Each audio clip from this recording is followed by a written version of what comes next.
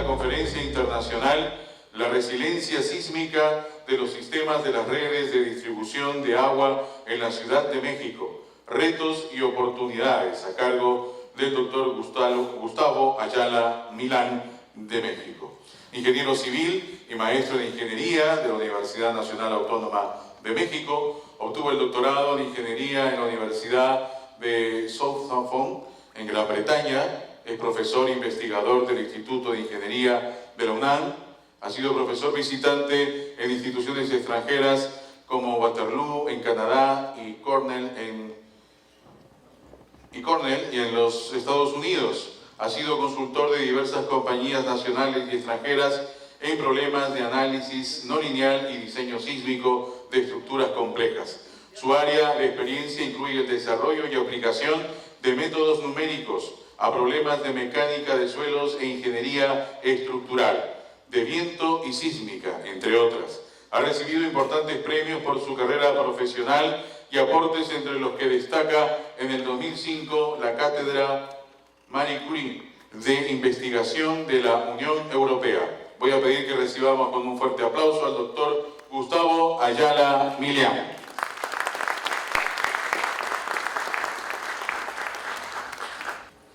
Muy buenas tardes, señoras y señores. Es para mí un gran placer volver a su patria, en donde he cultivado una gran cantidad de buenos amigos, discípulos, colegas.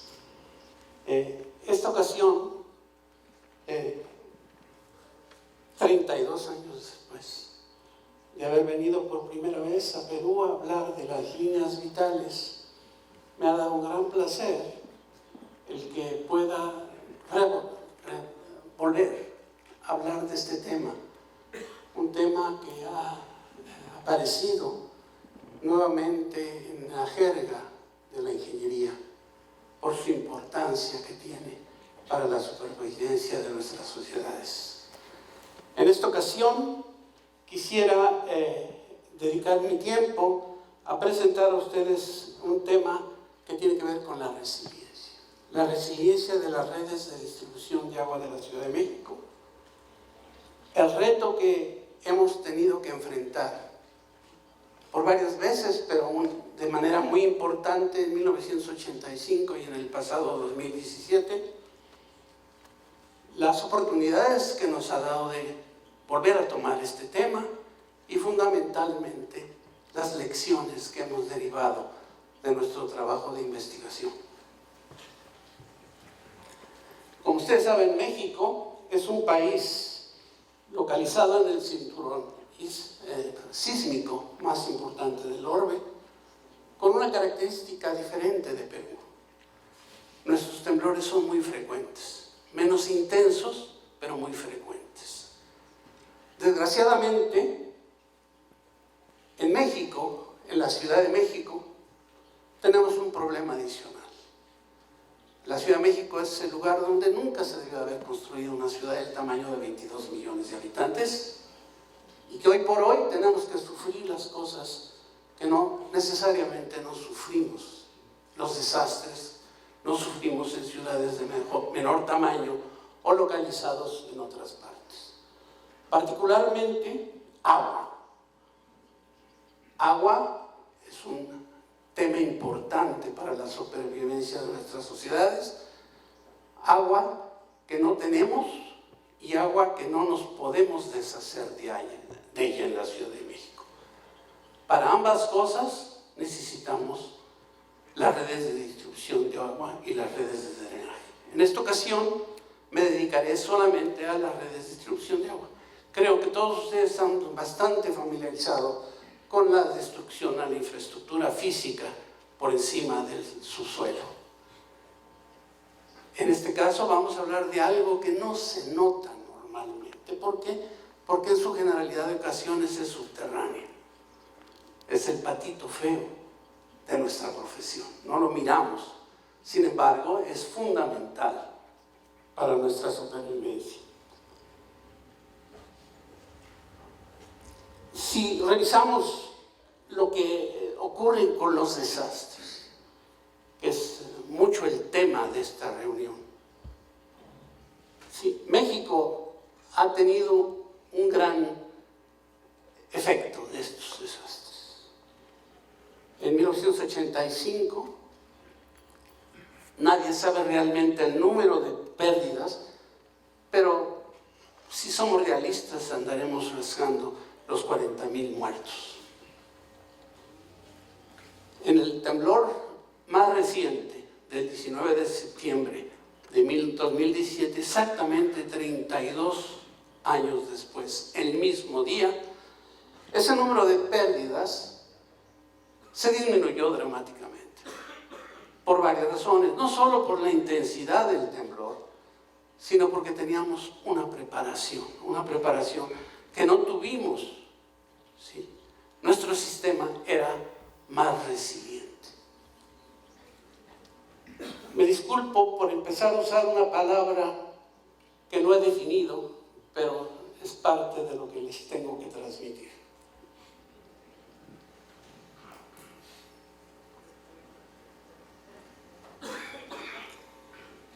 Bueno, las pérdidas económicas, nuevamente, las pérdidas económicas, esas sí no son tan pequeñas comparadamente, ¿sí?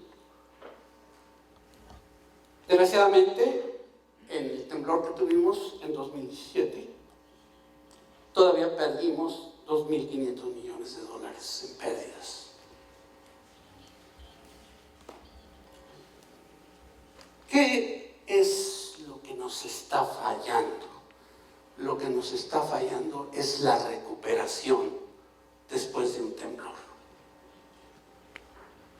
No es extraño oír que después de 34 años en la Ciudad de México todavía tenemos casas, gentes que no han recuperado un lugar donde vivir, gente que vive en vivienda provisional.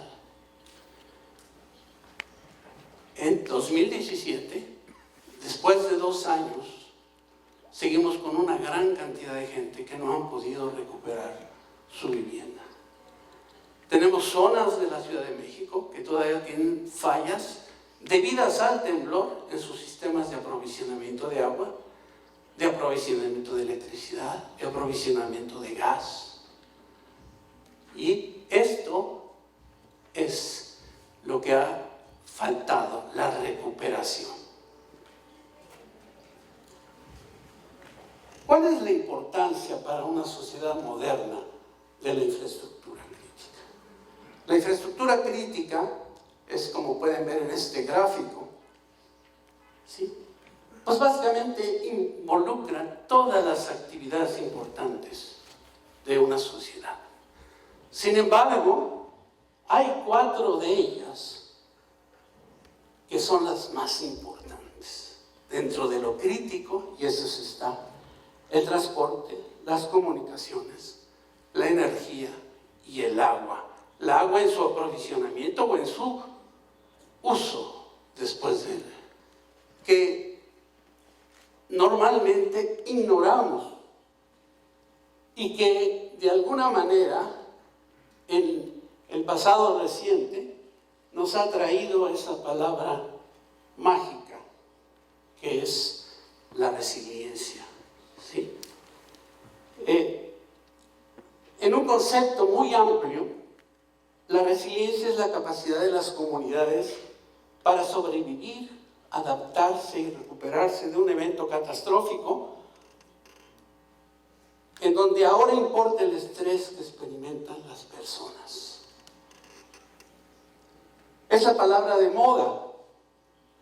En la actualidad, cada ciudad, cada gobierno, cada agencia gubernamental, cada académico, académica, quiere que se le vea haciendo algo sobre resiliencia.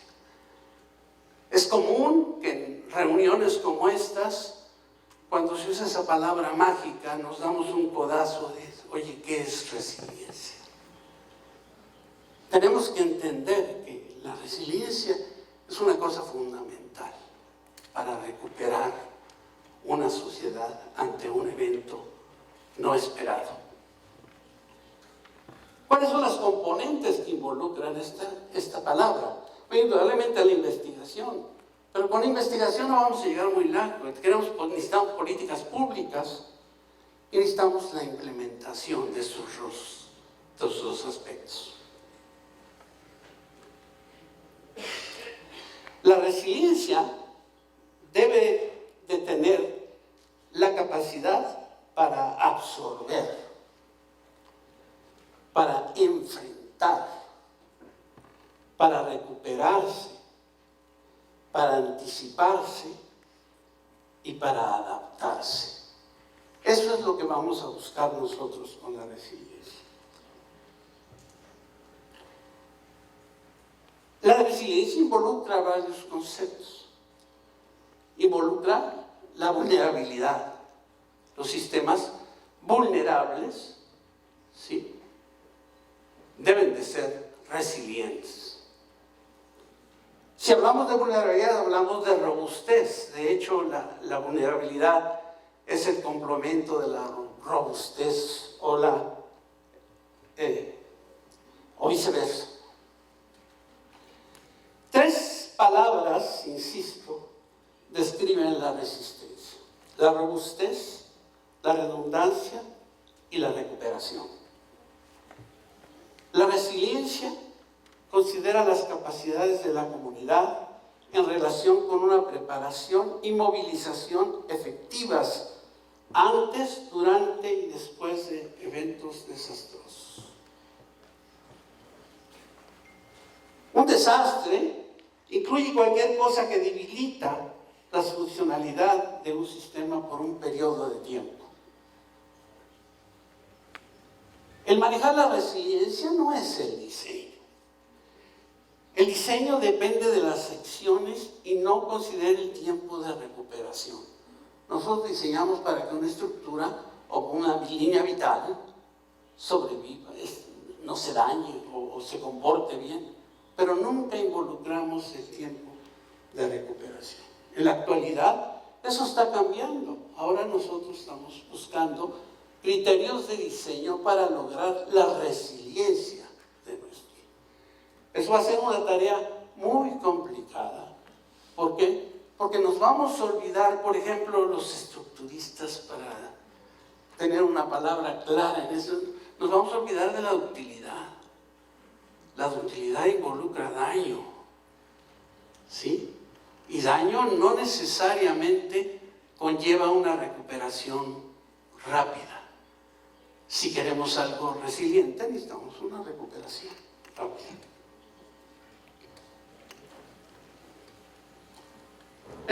Bueno, yo creo que ya esto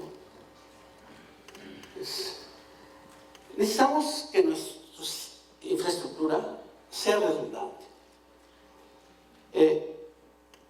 ¿A qué me refiero con eso? Me refiero a que nuestra estructura debe tener aquellos elementos o sistemas que puedan ser sustituibles, es decir, capaces de satisfacer los requisitos funcionales en caso de interrupción, degradación o pérdida de funcionalidad. Un diseño redundante agrega un sistema de respaldo para un funcionamiento sin problemas en caso de que los sistemas primarios estén comprometidos. Un diseño redundante puede ser costoso, pero es generalmente apropiada para los sistemas críticos. El lograr un diseño redundante requiere esfuerzos de planificación para identificar dónde la redundancia tiene más sentido que, por ejemplo, un enfoque de robustez o de tipo de recuperación. Seguramente ustedes han visto esta gráfica en donde se ilustra la resiliencia de un sistema. En esta gráfica, en el eje vertical, tenemos la funcionalidad de un sistema, que para un sistema de agua, de distribución de agua, la funcionalidad es decir, qué tanta agua estoy proveyendo de lo que realmente debería de proveer después de un desastre. ¿Qué tanto baja la funcionalidad de un sistema? Es lo que nosotros vamos a llamar la vulnerabilidad de ese sistema. Si originalmente mi sistema daba el 100% de la demanda, puede que yo baje al 10%. Eso es un sistema muy vulnerable o poco robusto.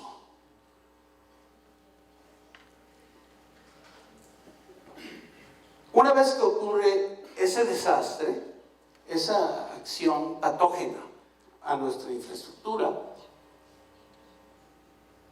empieza el proceso de recuperación.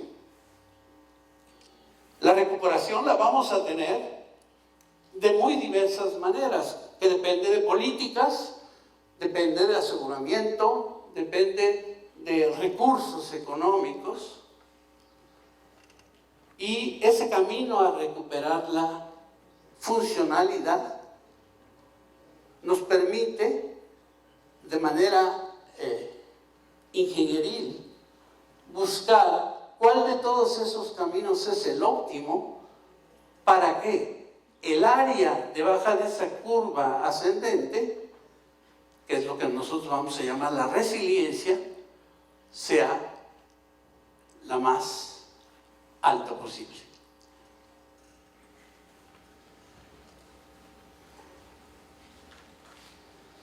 Un sistema resiliente es aquel que muestra una reducción de las probabilidades de falla,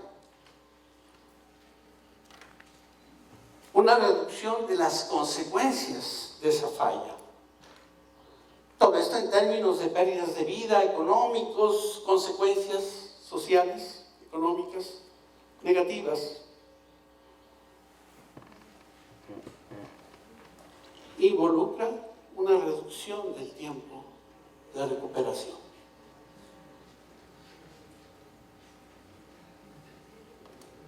Existen formulaciones matemáticas que a los que nos dedicamos a la investigación empezamos a usar para definir esa métrica de la resiliencia de un sistema. Fundamentalmente, como decía, la resiliencia es aquella área debajo de esa curva ascendente, una medida. No nos hemos acabado de acuerdo, no nos acabamos de poner de acuerdo de cuál es realmente ese índice de resiliencia al cual debemos de buscar en nuestros diseños. El buscar la resiliencia de un sistema en ese proceso de recuperación nos puede llevar a un sistema degradado que no es tan funcional como el original, o nos puede llevar, dependiendo de políticas adecuadas y de recursos adecuados, a tener una funcionalidad mayor a la que teníamos antes. Vamos a ver algunos ejemplos en donde se está logrando esa funcionalidad mayor a la que se tenía con anticipación. Obviamente, cómo ocurre esa resiliencia depende de qué tantos recursos tenga. Habrá una resiliencia dependiendo de cuántos recursos tenga.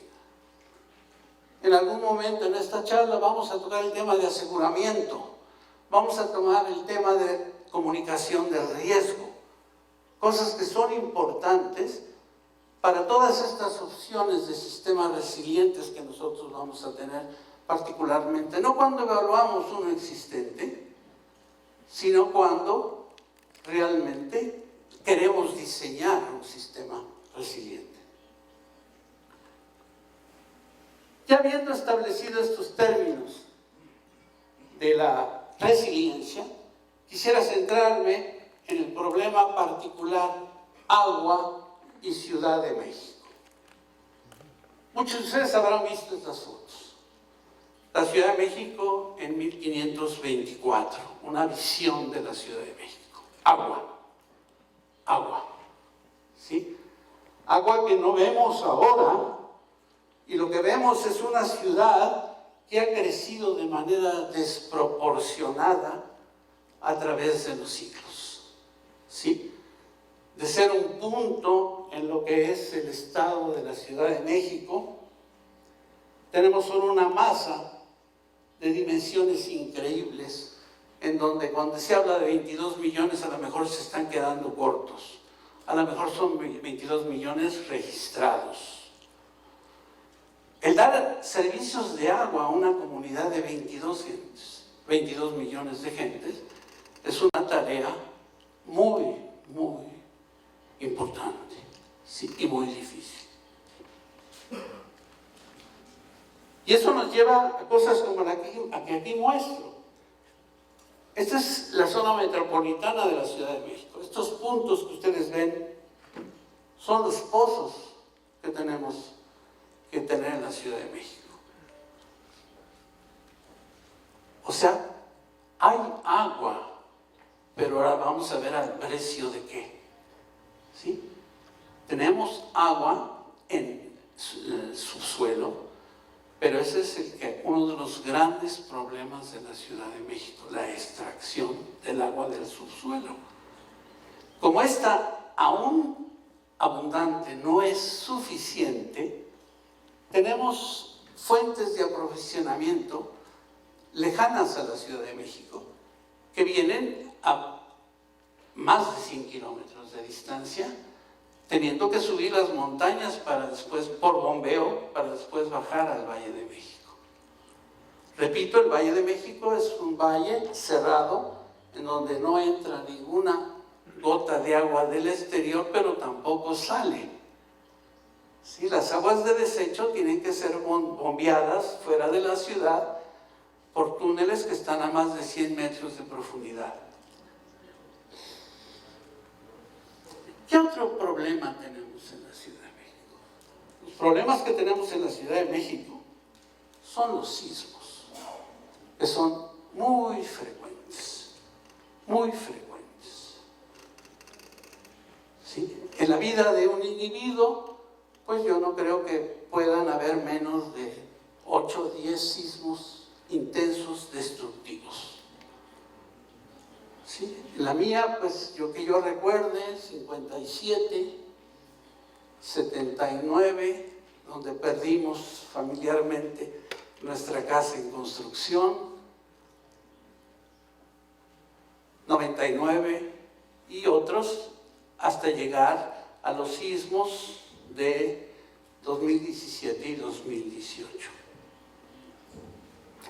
Como decía, son frecuentes. Son frecuentes, pero de alguna manera tan diferentes. ¿Sí? En México tenemos dos tipos de sismos. Unos que son los tipos de subducción, que son comunes también en su región, que ocurren en la costa, muy lejos de la Ciudad de México, pero que por las condiciones geotécnicas del Valle de México hace que para periodos de vibración críticos la amplificación puede ser del orden de 50 veces. O sea, el registro en ese periodo de una aceleración en roca, en el suelo blando, puede ser de 50. La otra cosa es la variabilidad de los registros en México. Es muy complicado definir el peligro sísmico en el Valle de México. Vamos a hablar un poco de eso. ¿En qué son diferentes los sismos de 2017 a los de 1985? Bueno, en cuanto se refiere a magnitud, no a intensidad, perdónenme, es un error de mi parte, es la magnitud. El sismo 85 fue un sismo de magnitud 8.1, ¿sí? Muy fuerte. El sismo de 2017 fue una magnitud de 7.1, o sea, 85 fue 10 veces más energético. Sin embargo, el potencial destructivo de este sismo probablemente fue más grande que el de 85, que no destruyó tanto porque estábamos preparados, pero que era un sismo que estaba relativamente cerca de la Ciudad de México, que es a 120 kilómetros. Era un sismo de una gran profundidad y de un mecanismo completamente diferente. No era un sismo de subducción, sino un sismo de intraplaca, o sea, la placa oceánica se partió. Y eso generó movimientos que nos trajo un nuevo tipo de daño, un nuevo tipo de daño que, si bien no nos acordábamos, deberíamos de haberlo tenido presente, ¿sí? Esos sismos tan cercanos a la Ciudad de México dañan otro tipo de estructuras y en otras partes del Valle de México. Pero lo que sí es general es que dañan las líneas vitales, los dos. De tal suerte que este sismo, como el de 85 y en menor medida los otros también, tuvieron un gran impacto sobre las líneas vitales. Al grado de que en 1985, el cual viví intensamente trabajando en líneas vitales, más de 5 millones de habitantes se quedaron sin agua por semanas. En una ciudad con el clima y la salidad de esta gran ciudad, eso era una cosa muy peligrosa, ¿sí? Bueno, esta vez nos volvió a ir así de mal. Un poco menos si quieren ustedes pensarlo aquí, pero todavía 3 millones, más de 3 millones de habitantes se quedaron sin agua. Y algunos de ellos siguen sin agua, ¿sí? El número de fugas es dramático, lo cual involucra un costo formidable en repararlas. Afortunadamente, la resiliencia empezó a funcionar ahí. Si bien no recuperamos la infraestructura física, pero la funcionalidad medida como agua que le estábamos dando a la gente sí se recuperó. Con medios como pipas, diversos, muy diversos medios, para que el agua llegara de alguna manera y sigue llegando a la gente. Cerca de donde está la casa de ustedes hay un tanque que provisiona agua y nosotros vemos todas las mañanas una gran cola de pipas que llevan agua todavía a esas zonas a donde todavía no les llega el agua. Como ustedes saben, la red de distribución de agua de una gran ciudad tiene varias componentes que involucran tanques, pozos, pero si hablamos de líneas, tenemos los acueductos, tenemos las redes secundarias y tenemos las redes primarias. Como referencia quisiera mencionarles lo que pasó en 1985. En 1985, cuando ocurrió el temblor, la universidad me pidió me fuera a las oficinas que administraba el agua para dar un seguimiento a sabiendas de que no había agua de los reportes de fuga. En aquel entonces no teníamos Google Maps ni nada por el estilo, entonces teníamos los mapas de guía Roji, que eran unos grandes mapas, y varias cajas de alfileres con bolitas de plástico de colores, y empezamos a marcar los reportes de fuga sobre ese mapa. Nos acabamos uno y tuvimos que pasar al siguiente. ¿Sí? La zona básicamente afectada por ese sismo pues fue casi toda la zona urbana de la Ciudad de México. La zona urbana de ese entonces, de 1985. Las fugas en la red primaria, muy importantes porque eran tuberías de más de 20 pulgadas hasta 72 pulgadas, 96 en ocasiones. Se vieron también severamente afectadas. Las partes de la Ciudad de México que fueron dramáticamente afectadas fueron realmente aquellas que están en la zona blanda de la Ciudad de México. Aquella que ya estaba en la colina y eso, pues no tuvieron gran problema. Sin embargo, tampoco tenían agua, claro, porque finalmente la red que tenemos en la Ciudad de México no está suficientemente segmentada, algo que tenemos que buscar para tener un sistema resiliente. No estaba suficientemente segmentada, entonces no les llegaba el agua. 2 meses después del sismo, todavía había una gran zona de la Ciudad de México que no tenía agua. tenía graves problemas de conectividad. Un estudio que realizamos demostraba que la región más populosa, lo que ahora llamamos municipios de la Ciudad de México, alcaldías de la Ciudad de México, la alcaldía de Iztapalapa, si se rompía un tubo, toda la alcaldía dejaba de tener agua, y se rompió ese tubo, con un solo tubo. La zona de falla, pues era dramática, ¿no? Era increíblemente grande. Probablemente ustedes no ven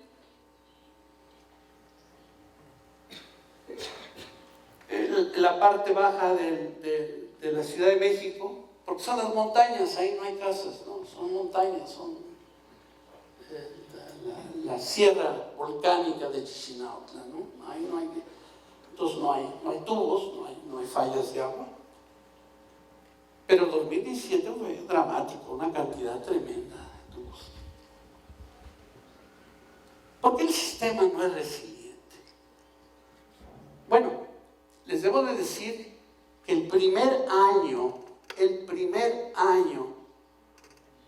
después del sismo, que fue 2018, no fue posible obtener de las autoridades ninguna información porque no sabían que era importante guardar esa información sobre los daños que había causado el temblor.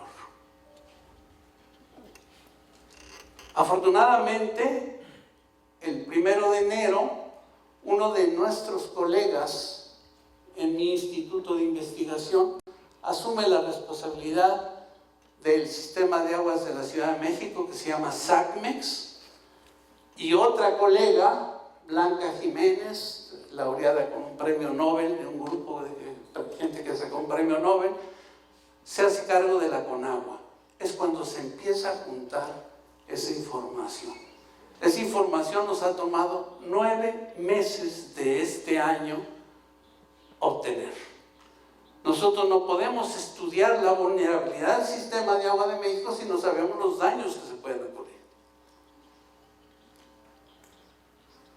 El gobierno tuvo a bien patrocinarnos una investigación en donde nos pide tratemos de buscar la resiliencia de 4 alcaldías, las 4 alcaldías que están más afectadas. Y finalmente hemos logrado juntar toda esa información. Uno de los grandes problemas, creo, de los países en desarrollo es que no tenemos memoria. No sabemos lo que ocurre. ¿Sí? No sabemos cuánto costó. No sabemos dónde están. Cuando preguntábamos, oye, dime dónde van los tubos, dice, no, pues no sabemos. Cuando hay un reporte de fuga, mandamos una brigada, empezamos a escarbar hasta que encontramos el tubo y después buscamos la fuga. Entonces no tenemos memoria. Si nosotros queremos hacer resiliencia, necesitamos conocer las redes de agua.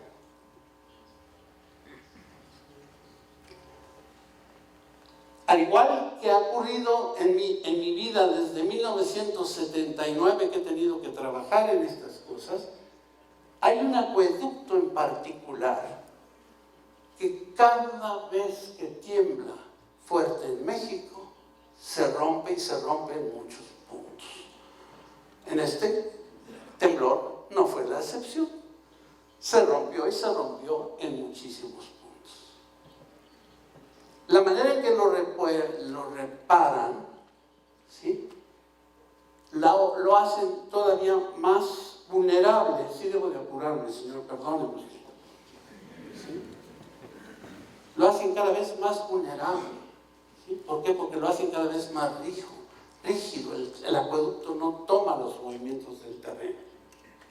Las estadísticas del daño son dramáticas. Es una cantidad tremenda de fugas. ¿Sí? Algunas reales, otras no. ¿Cómo lo estamos resolviendo?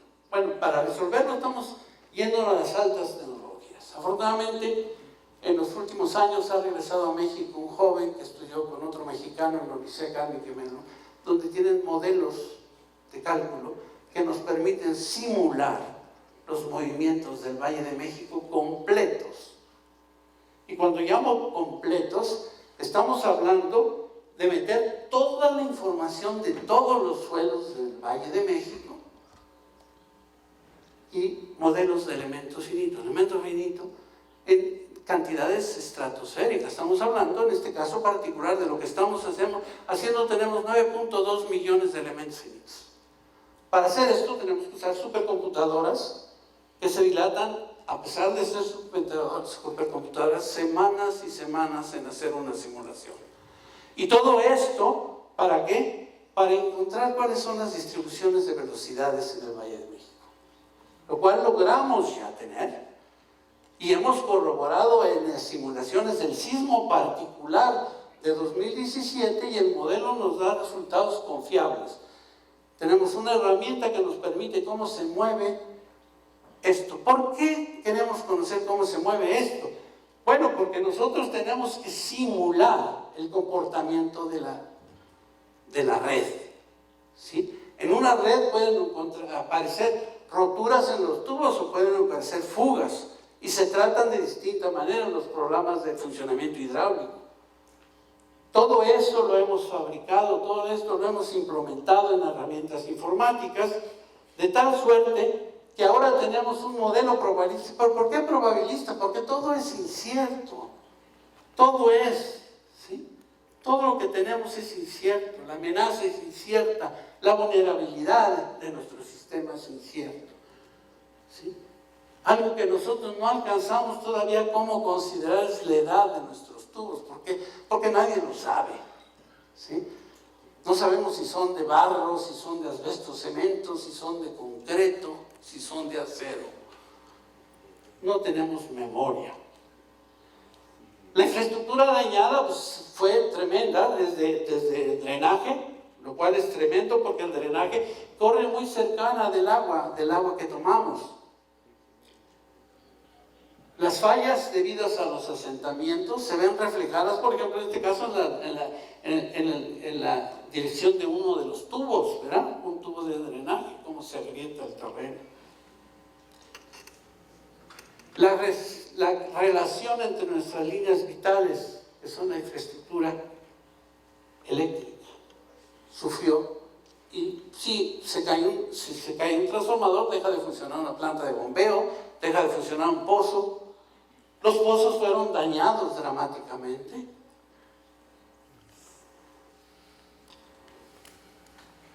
El suministro de agua, como decía, se hizo a través de pipas que en diversos lugares, así como tenemos zonas de refugio ante sismos, ahora tenemos zonas donde vamos a recoger agua después de un sismo, o bien que las pipas llegaban y llenaban los tanques de los edificios, las internas de los edificios. La cantidad de agua es absurdamente alta. ¿Cuál es la diferencia entre 2017 y 1985? En la red primaria, básicamente volvió a pasar lo mismo. No mejoramos en eso. En el suministro de agua nos fue muy bien. Yo creo que estamos en muy buen camino. La verdad, no era agua de abrir la llave y tener agua, pero era agua que finalmente a la que teníamos acceso. Sí, voy a acabar un minuto. ¿Cuáles son las principales lecciones? Bueno, que debemos estar listos para dotar de agua a la población con pipas y tener las garzas que nos permitan hacer los cambios de dirección de un tubo cuando se está reparando y que siga pasando el agua, que no que se suspenda el agua. Tener un inventario suficiente de materiales, buscar la redundancia, particularmente en líneas nuevas o reparadas. La prevención, hay que revisar las líneas sistemáticamente. Y sobre todo hay que cuestionar a los que están haciendo el trabajo para nosotros. Las lecciones para los ingenieros son las que aquí les estoy mostrando.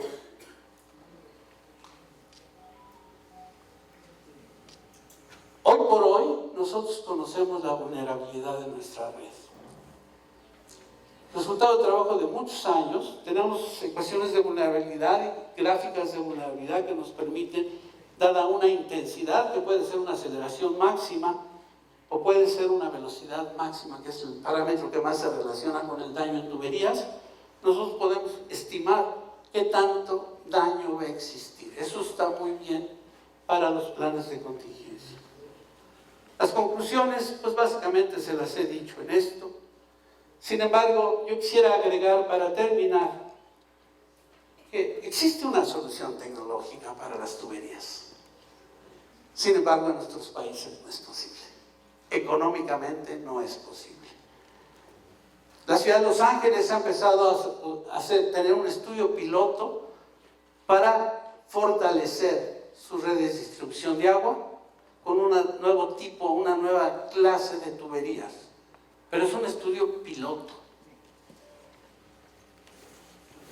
Estos tubos ya no se dañan con los hijos. Sin embargo, cuestan mucho dinero. Como moraleja, tomada recién de la semana pasada de una charla que nos dio Marta Carmona, las moralejas son: la pobreza genera riesgo y desastres, y los desastres perpetúan y acentúan la pobreza. La identificación y la reducción de la vulnerabilidad debe ser un objetivo explícito e ineludible de la planificación del desarrollo. Es imposible hablar de desarrollo sostenible, si no existe una estrategia efectiva de reducción de riesgo. Y finalmente, la gestión del riesgo no es una disciplina, no es un sector, no es una institución, es una estrategia de desarrollo. Gobernar es anticiparse al desastre. Muchas gracias.